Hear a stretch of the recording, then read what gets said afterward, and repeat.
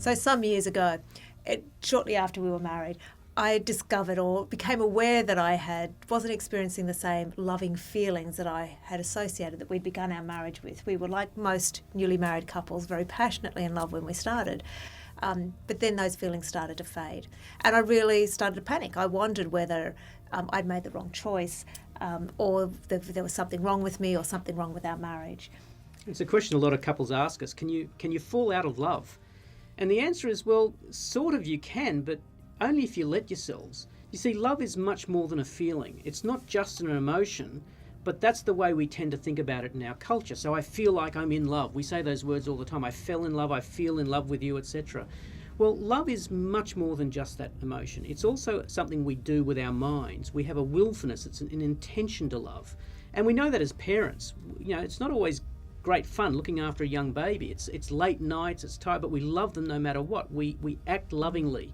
Love is not just an emotion.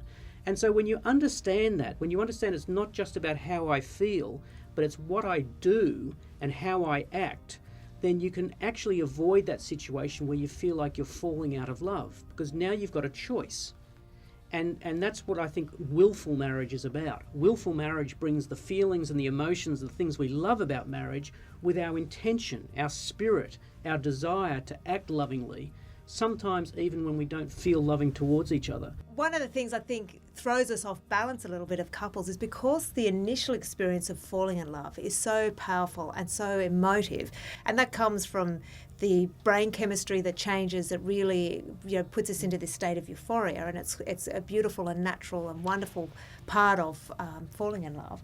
We associate that initial experience as being what true lasting love is about. Well, that's what scientists call limerence. It's a short-lived experience.